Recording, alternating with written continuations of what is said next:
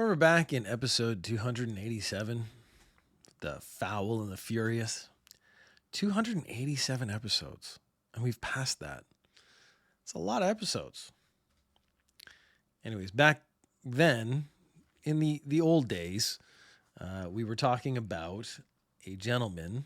He was a taxi driver, and he saw some pigeons on the road, and he decided the optimal thing to do would be to speed up and hit some of the pigeons. He hit one. He was arrested. The charges were dropped, and prosecution gave no reason for dropping the charges. Probably because it was a pigeon. I mean, if we're going to be really honest, that's probably the reason. They're probably like, how much money are we going to spend on lawyers and stuff to prosecute this guy for a fine? It's just there's no pigeon justice anymore. I played Hatoful Boyfriend and really found a deep connection to pigeons after that. And now I see things like this, and it disgusts me, the way pigeons are treated in the world. The way the world just doesn't care about pigeons like they used. I don't know what I'm supposed to say. I don't even know why I did this update. The charges were dropped. I guess that the charges were dropped. And that's kind of enough. But then I feel like I have to say something about it. I honestly think in this case, if you're going to go through the trouble of arresting the guy for killing the pigeon, you should prosecute. But then the prosecutors probably, they're not the police. They're like, we didn't arrest him. He killed a pigeon. All I know is everyone in Hatoful Boyfriend is really upset right now. So an All Nippon Airways airplane headed for the United States had to make a U-turn and head back to Haneda Airport after a 50-year-old man bit a flight attendant. I don't think I can even do commentary anymore. What am I supposed to say? Don't bite people? Don't hit pigeons with your car. So you can see the weird spot I'm in. I mean, that story, if I don't do commentary, is incredibly short. Incredibly short's fine. Just don't bite anybody. Don't bite flight attendants, yes. This kind of goes into the next story in that you know you're going to get in trouble, I think. So in this case, I mean, it's a pretty well documented thing.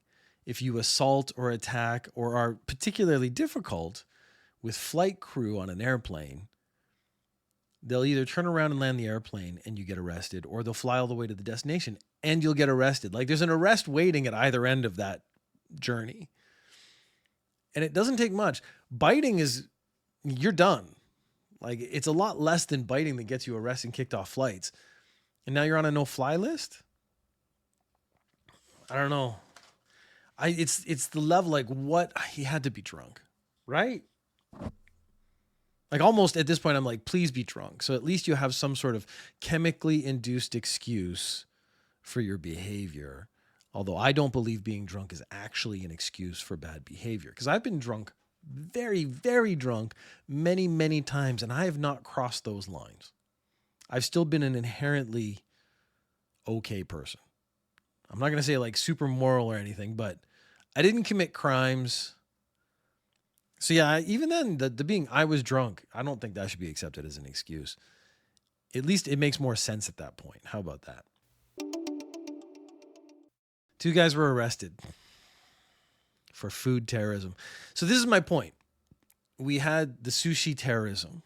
We had a couple other instances in different restaurants, but it's like you saw the guy do the thing for clout on the internet. So I'm going to do something disgusting. I'm going to lick the soy sauce thing. I'm going to eat the ginger and spit it back in. I'm going to use chopsticks and stuff. Like I'm going to take anything communal and dirty it up myself. And then, but did you not see the fallout where there was like the lawsuit for the kid who did it and the company went after him for like billions of yen? Did you not see the people getting arrested? Like the cops just arrest you for this now. So it's like they see the clout part and they forget about the fallout part, the consequence part. Or do they think, I'm not going to get caught? But that doesn't work because you did film it and then post it on the internet. So filming your crimes, again, I'm trying to not give advice to criminals, but I keep doing it. I think it's because what I want to do is like Criminal Minds. I want to delve into the mind of the criminal. What were they thinking? And then what would I do different to get away with the crime? I wouldn't film it. I mean, you can talk about any crime you want, and my first instinct is do not film the crime. And that's going to help you go real far in denying that you committed the crime, because you can't deny you committed the crime if, let's say, your face is on a screen doing the thing. Maybe you could, in the future, you could say it was deep faked, but why would I deep fake you eating garlic out of it? This is a ramen restaurant. They have minced garlic that you can put in your ramen. This guy scoops some out, puts it in his mouth, goes, oh, this is disgusting, and spits it back in to the jar. Now, luckily, the staff maybe saw them do it or saw something gross happening. So they grabbed it, threw that stuff away, and disinfected the container that it was in. But both of them were arrested. So you got to know, if you're going to start doing this gross stuff for internet points, you're going to get arrested. Walking your dog. I have a dog. Told many stories about him in the past. I have another one coming up on C. McBee. So if you listen to that podcast, you'll get a great Dave story. Dave is my dog. Walking your dog along a river, dog takes a little poopy. Okay, that's what happens. Dogs poopy. You want to be a responsible owner, so you pick it up. Now, it is annoying. I do pick up my dog's poop. I am a responsible dog owner. I also don't film myself not picking it up. See, there you go. There's the don't film it. If you're going to commit the crime of not picking up your dog poop, which is a violation, don't film your dog pooping and then walk away from the poop, filming the poop going, ha, ha, ha, I didn't pick it up, and post that on the internet. Let's say I did that this morning, which I did not do. See, I can deny it because there's no video evidence of me doing the thing I'm denying. So if you're the police, there's no proof one way or the other. Although they do, in England, they started doing DNA tests on poop they found, which I was like, how much does a DNA test cost? Anyways, it is annoying to carry it around. So I don't like carrying around the little baggie. It's wintertime, so I have to carry it, and my hand gets cold, and so I'm switching hands back and forth so I can put one in my pocket and the other one's cold. I don't want to put the dog poop in my pocket. I think that's a pretty fair statement. I don't want to put the dog poop in my pocket. So it is annoying to carry it with you. So this guy, he's like, you know what? I don't want to carry it with me. So he takes the bag. I don't know if he does a little bolo gesture. My first thought is starts swinging around his head. But he starts hucking bag and all, little plastic bag and all, into other people's yards. And then since last September, there have been 20 complaints. So this is like all over the neighborhood. He's just like flicking dog poop everywhere he goes. An officer was on patrol, and he witnessed the man throwing the dog poop into someone's property. He was arrested for a waste management violation. Not picking up your dog poop is a very minor violation. You probably just get a talking to. You might not even get a fine for that. Maybe like, please be a responsible citizen. Pick up your dog poop. You've been talked to by the police. You'd be like, whew, yeah, okay, I should do that. But throwing it into someone else's yard is waste management violation, which is a much more serious penalty. So he's actually getting in more trouble because the thing is, if he was already carrying it, it is just as much effort to carry it home as it is to huck it into someone else's yard. It's like that guy, didn't look up didn't think I was going to talk about this. The guy who was peeing into bottles because it was too much trouble to get up and go to the toilet. And then he had to carry the big bottles of pee and dump them somewhere. Like in his mind, the secondary effort was less than the first one, but I was just like, I don't think it is. I think getting up and going to the toilet and just flushing the toilet and going back to bed, yeah, annoying, but way less effort than carrying around 5, 6, 7 bottles of pee that you then have to dump somewhere and get arrested for it. So getting arrested for, the consequence is not worth it. So criminals, I am going to give some advice to criminals, but not in the normal way of how to be successful as a criminal. What I would like to say to criminals today is, guys, because you're mostly guys, take a minute. So if you see someone do something that you think is cool on the internet, haha, that guy did a really gross thing on the internet, haha, let's do that because it'll be cool on the internet. Just take a moment, pause, think, hey, was there any fallout from that? Maybe I should go see if he was sued for like 1 billion yen. Oh, he was? Maybe I shouldn't do it then. Oh, maybe if we film ourselves doing some food terrorism. Was there any fallout from that, from those other guys doing it? Oh, they all got arrested. All of them. Maybe we shouldn't do that then. The poop guy, probably this doesn't have an example that he could have referred to. But I'm looking at effort, reward kind of things. So throwing it into other people's yard is maybe less effort, but the consequence therein is much more. So it's worth it to bring it home and throw it and dispose of it properly than it is to throw it in someone else's yard and end up having to just deal with the police. And also, please don't hit pigeons with your car. A man was robbed of 25 million yen at a private karaoke box by 4 teens. That sentence alone makes me want to ask a ton of questions. I don't want to victim blame, but it seems real suspicious that this guy had 25 million yen in cash with him.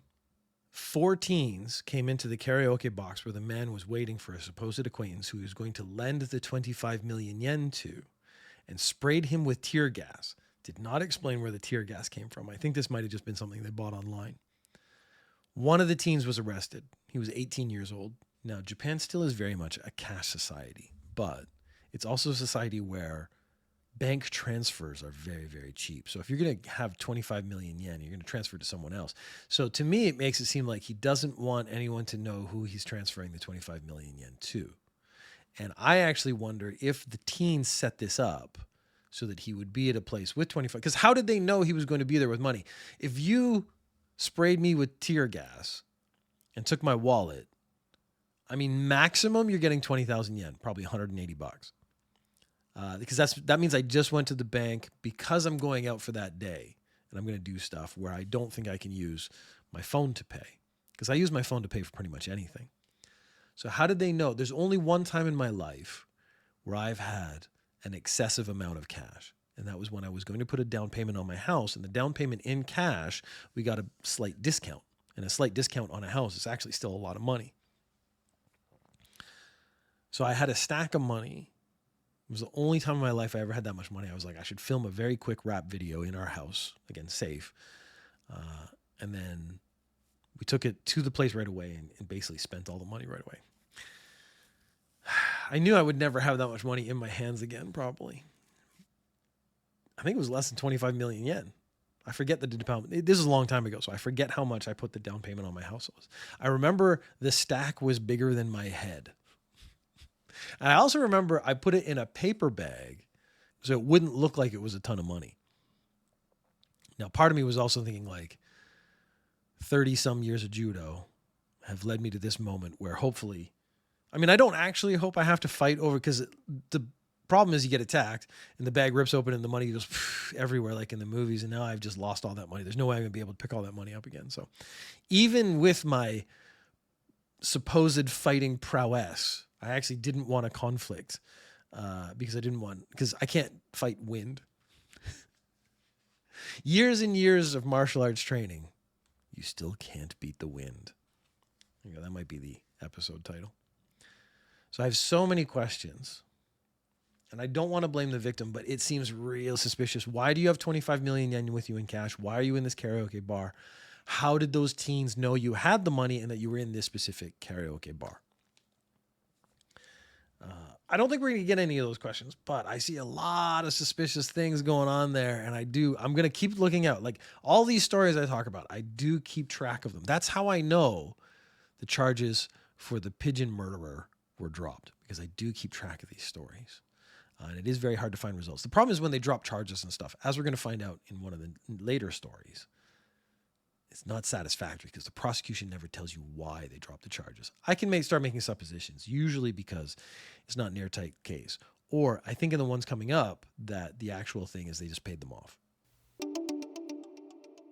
Oh, exactly the next story. Charges against Rengoku Koroaki. It's not that I can't pronounce the Japanese. The problem is my handwriting is so poor and I write so fast when I make my notes. The English I can read fine. Like you'll notice I don't stumble over the English, but when I hit Japanese words, I have to like slow down, take my time, and write my Japanese words better. Rengoku Koroaki is a guy we talked about before. He is a citizen's arrest YouTuber. This new year has been a flood of citizen's arrest YouTuber stories, and they're all turning out to be pieces of shit. So this guy basically would arrest people, and it turned out the last 2 or 3 people he citizens arrested hadn't committed the crime he was accusing them of. He had a girl he had accused of scalping, and she wasn't scalping. Him and like 3 of his friends surrounded some like 50-year-old man and kind of beat him up a little bit, and they had the wrong guy. He had charges against him for detaining another man. So initially, it was illegal confinement, which is one step away from kidnapping. So that's pretty serious. They dropped it to assault, and then they dropped the case altogether. So I'm wondering, because this is the whole point of the citizens arrest YouTuber is they film the citizens arrest. And most of the citizens arrests that we see on these, they like tackle the guy. It's usually a guy. They tackle the guy. They wrestle him to the ground. The one we saw, I think last week, was a guy. And I was like, that guy clearly does some kind of judo or BJJ or something, because he wrestled the guy to the ground and held on to him. And that, if the guy is innocent, is just straight up assault. But the prosecutors initially were going for illegal confinement, which is basically kidnapping. He also had charges of defamation that are also being dropped, and prosecution refused to discuss the reasons.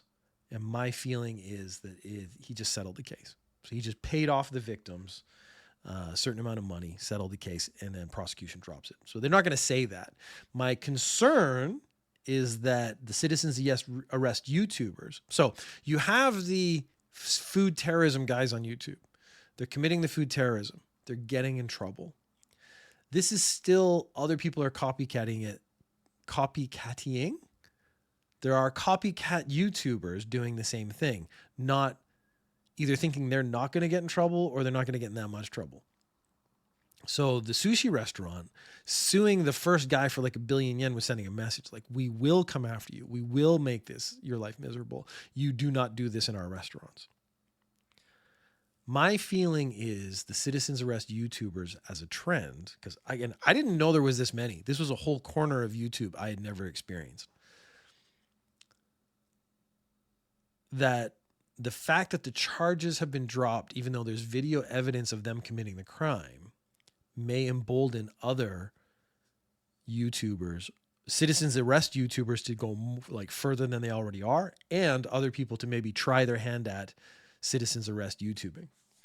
Citizens arresting, I think it's because there's like this weird, like, oh, we're catching criminals, we're making the world a better place. There's a certain nobility towards it. And that gives you a feeling of, you're doing the right thing.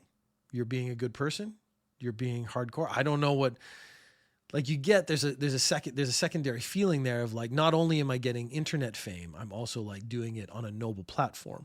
Turns out, again, most of these guys are shit. There was the guy last week who turned out he was faking an illness to extort his girlfriend. And then we get another one. Our detectives is 2 guys. And because what was it? It was something domination last week. I forget the name. It's just, these are really cheesy names. Our detectives. And I don't know what the R stands for, but they do the same thing. They try to find people who are doing like voyeurism, taking upskirt photos, videoing when they're not supposed to video. And they have been arrested for extortion as well. So it seems like money is actually the prime motivator. So they catch a voyeur and then they kind of rough them up, but then they say, give us money and we'll let you go. So the art detectives guys were saying like, I hurt my wrist. So in the video, you can actually see this. They go, I hurt my wrist. So we could take you to the police, but you wouldn't want that. So how much will you pay for damages? So you hurt my wrist when you were resisting me assaulting you. How much are you going to pay for that? If the guy refuses to pay, then they take him to the police. So basically they have 2 sources of income. They're going to catch the guy. And if the guy pays, I'm assuming they're going to like ask some exorbitant amount of money, millions of yen. If the guy pays, okay, now they've made their money. They don't post the video. because I bet they make less money on YouTube. They might not be that famous. I didn't actually check their numbers, which I mean, I probably will after this, because you can calculate from their subscribers and how many views, how much money they probably have made. But I bet they actually make more money from extortion than they would from YouTube. But then they take them to the police. And if they don't get any money from the extortion, they at least get a little bit of money from YouTube. So they citizens arrested some guy. They grabbed him. They tried to extort him. He refused. They go to the police box. Some previous victims, because these guys still might actually be criminals. They're not really victims 100%. I don't know. That's the problem, is I don't know. Let's call them victims. Some previous victims had reported that these guys tried to extort them. So the police had a warrant for the arrest. So these two guys show up with someone they've just citizens arrested. They turn them into the police. And then the police are like, hey, we have to make a report. What's your name? They go, we are our detectives. And the guy's like, oh, yeah, I have your name right here. You're both under arrest. So they basically walked themselves into turning in a guy and then turned themselves in inadvertently. Because of the spate of citizens arrest YouTubers lately, I've become very interested in this genre of citizen journalism. This is like the sovereign citizen stuff in America. I get very interested in, like, where did this come from? How did this come from? So this trend, because there have been so many news stories over the last like 3-4 weeks because of it, I'm very interested in like where these cases ended up, and does that encourage people or discourage people going forward? So we're going to see, hopefully, again, I want to see these charges get dropped, because if they've made enough money out of the extortion, they might be able to pay these guys off, the victims. And then the prosecution drops the charges, because they actually spend a lot of time trying to not go to trial in Japan. They try to get these things resolved out of court, which is, I think in this case, maybe even problematic, because again, they might actually inadvertently be encouraging more people to do more assaults on more innocent people in the name of citizens arrest YouTubing. Okay, I guess the theme today is getting yourself arrested by videoing yourself. I don't know, something like that. The manager of an aquarium was breeding genetically modified fish that glow under infrared light. These are called betta, B-E-T-T-A, betta fish. I've heard beta fish, but I think they're not alpha fish, because they're kind of cucks, or they're the ones you feed to other fish. I'm not sure. These are B-E-T-T-A, betta fish. These come from Thailand, and they are in violation of the Cartagena Act, which I, of course, had never heard of until I started reading this story. Basically, you don't want to bring certain animals, like invasive species. You don't want to bring certain animals into your country. It's not allowed. This is a problem for control. So how did these guys get caught? So right now, they're just breeding these fish privately. Maybe they're selling them. It's actually, if you're selling to people who want these fish, you're probably not going to get turned in. So you're actually in pretty good shape as long as you keep it on the down low. On the down low is the problem. And the down low is not what happens, because they're like, we are so proud of our genetically modified glowing fish. Let's enter them into a fish competition. Now, again, as I said, do not know about the Cartagena Act.